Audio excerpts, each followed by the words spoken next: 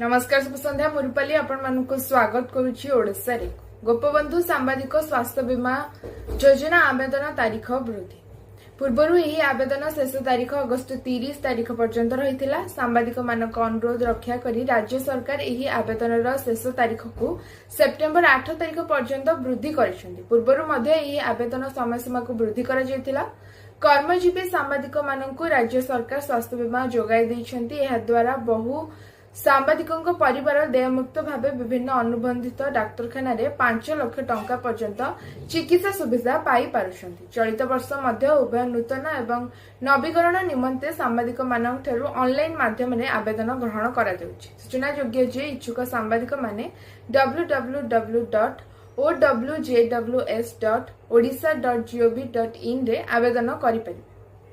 October 8 रु RI ICDS supervisor ARY अमीन परीक्षा नवेम्बर तृतीय सप्ताह पर्यंत परीक्षा चलिबा नै विज्ञप्ति प्रकाश पाइछि। OSSC पक्षरु परीक्षा नै प्रकाश पाइछि विज्ञप्ति। सबु जिल्ला रे हेबो परीक्षा एनै सूचना जारी करा जाइछि। राज्य में हम 3टी अर्थनैतिक जोन एने सूचना देइछंती परिवहन सचिव उषा पाढ़ी। भुवनेश्वर पुरी कटक पारादीप को मिसाई रहिबो गोटिए जोन। क्वाड सिटी प्रोग्राम जरिया रे एहा कराजिबो।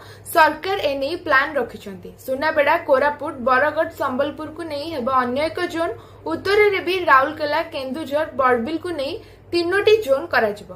राज्य रे जीडीपी रो प्रमुख दायित्व नहीं सहर मानक नहीं हेबो जोन। केवल सहरांचल नुहे अर्थनैतिक कारोबार वृद्धि हेउची सरकार को लक्ष्य।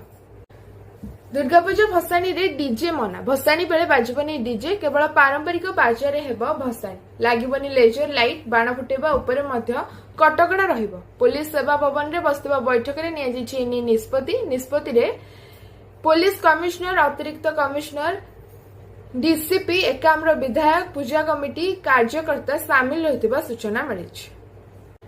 शिक्षकों टीईटी पास बाध्यतामूलक। टीचर इंटेलिजेंसी टेस्ट टीईटी नहीं सुप्रीम कोर्ट रो बड़ राय। टीईटी उत्तीर्ण बाध्यतामूलक बोली राय दैछि सुप्रीम कोर्ट। जो शिक्षक माने चाकरी रे अछंती 2 वर्ष मध्य टीईटी पास करबा को पड़िबो। जो शिक्षकों अवसर 5 वर्ष रु कम रहिछि सेमानंकु टीईटी पास करबा दरकार नहीं। अवसर 5 वर्ष रु ऊर्ध्व रहिथिले टीईटी उत्तीर्ण हेबा बाध्यतामूलक। टीईटी उत्तीर्ण होई न पारिले बाध्यतामूलक अवसर संख्या लघु शिक्षानुष्ठान क्षेत्र रे निष्पत्ति बृहत खंडपीठ नेबे बोली सूचना रहिछि। आज पे एतिकी। धन्यवाद। शुभरात्रि।